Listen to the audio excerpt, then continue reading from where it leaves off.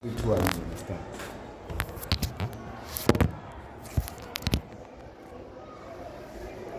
3, 2, 1. Good morning, Mr. Shisheng, and I would like to thank you for honoring this invite and for coming for this interview. Good morning, and thank you so much for having me. Yes, I believe you are an arts teacher and also a Setsonga teacher at the Qinisweni High School. How long have you been an educator there? Yes, I am arts and Setsonga teacher at the Qinisweni Secondary School since 2005. Wow, My career is aging 18 years this year. wow, wow, wow. And you also coordinate events and work with the Learners Representatives Council. And if you can brief me, how has that process been? I mean, since COVID is over and things are back to normal, how are you finding that coordinating events like festivals, concerts, Heritage Day and stuff like that? How is it for you to work with these learners and to give them a platform to express themselves culturally every year? Yeah, even far back before COVID, we used to actually organize the cultural activities for the learners, because I think this is one more thing that can actually bring learners together and the teachers together, because we are coming from different ethnic groups, and when we meet and celebrate the cultural festivals, it actually makes it for these learners to accept each other, for the teachers to appreciate each other's cultures and all that. But at the very same time, I am a TLO, teacher liaison officer, working with the RCL, and I am actually happy because I put the learners in the forefront to organize these particular programs, and that is actually creating the leader that we want to see leading South Africa in the future. Thank you, sir. I have noticed that you are also a steward for the union called SATU. And how are you finding dealing with things like grievances and sorting out challenges that teachers may face? How has that been? And sometimes issues of where you find issues of governance in the school and the coordination of the smooth running of the school. As a union representative, how are you finding that process? I think as a leader, Yes.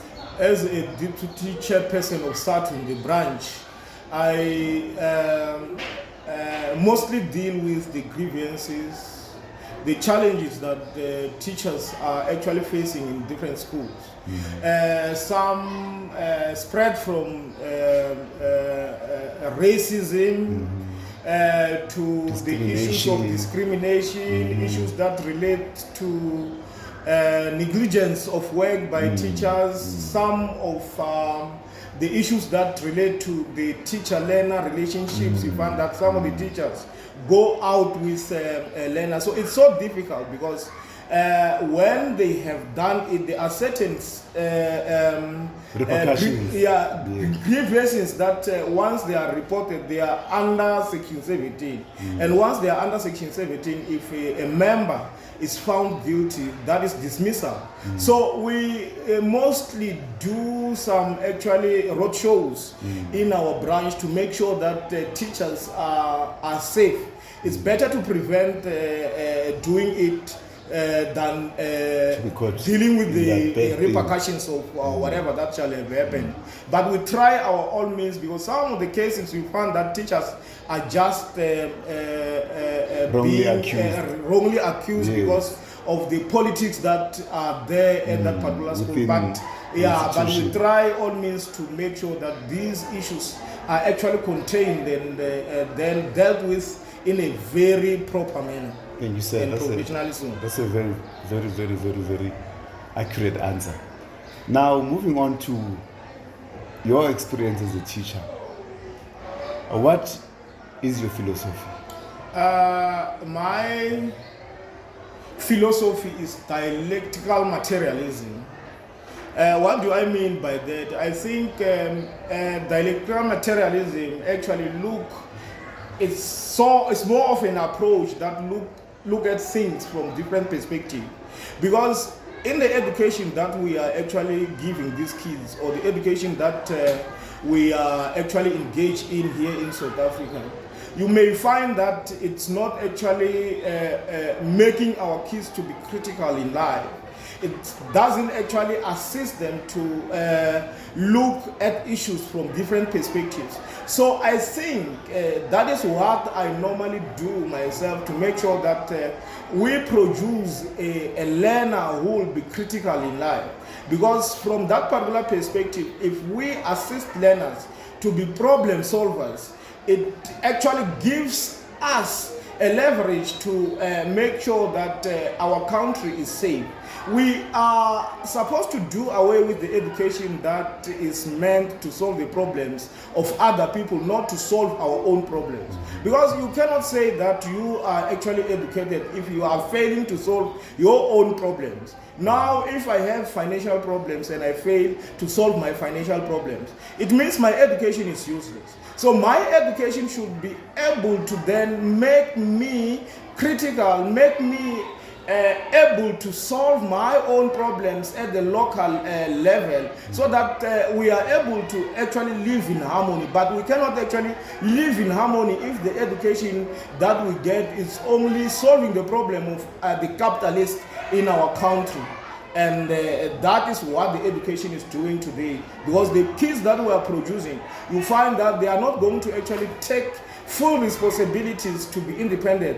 They are just going to actually make sure that they work for these particular companies. Like, let me just give you a simple example. Around in our area, you find that there are a lot of malls. They are building a lot of churches, a lot of malls, and those things by themselves, they are not solving the economic problem of anyone in the locality. The people that are working there are going to be solving the problem of the capitalists. There is a mall just here in Calfourteen Corner which belongs to the president. Our president is a capitalist as well. So you see, these are some of the things that we need to look at when we are then giving the education. If education was actually teaching these kids to work together, it means if we have a mall in the township, that would actually be cooperatively owned by the local people. So that is what the education is supposed to do, to solve the local problems and benefit the local people, not someone coming from outside to come and act as if they are solving the problem, but they are not solving the problem. They are creating more and more problems. We are stuck here in the ghetto, too much drugs, too much nyaupe and all that. Those are the things that the education is failing to then actually solve. So that's why I'm saying the education should be localized to deal with the local problems and solve the local problems and empower the local people. No, thank you, sir. Thank you for touching on the socio-economic challenges that we are facing as a country, and also looking at us being the most unequal society in the world. And we appreciate educators like you that express such views and stances and standpoints that don't compromise, their view in such things in life and in the teaching fraternity. Now, lastly, I want to ask you, sir, about the paradigm that you are using as a teacher. In your teaching philosophy, what paradigm are you using? I am more of a critical theorist. If you are a critical theorist, you are actually challenging things as they actually appear, and you actually make sure that your kids become so critical. And if you can check, most of the kids that we have actually produced in this particular school, they are doing very well out there. There is a book that we have written with the learners. It's me and the learners. We've written about the learners and the teachers from the school who have done very well for this particular school.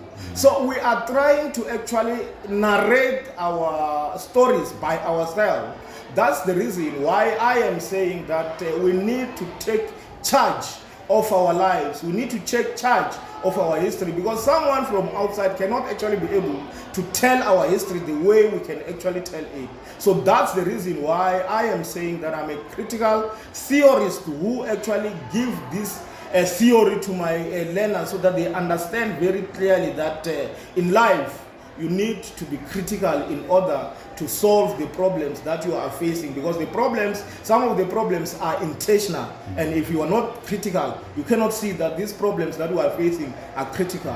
So it's very important that the education that we teach, it doesn't only assess learners to pass at the end of the day, but it assesses learners to be able to do things, and that is what we are doing. We have written a book, we have done a lot of things that are actually done locally because of the paradigm that I am actually pushing myself.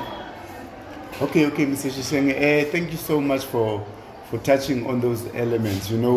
Robust activism is what we need in our critical approach to politics and things we are facing and challenges we are facing in our communities. Mr. Shishenge, thank you very much for honoring this interview once again. To the viewers out there, my name is Mr. Stofile, and this was an interview with Mr. Enoch Shishenge, an educator at Eqinisweni Secondary School in Ivory Park. Thank you very much, sir, for your time. Wait.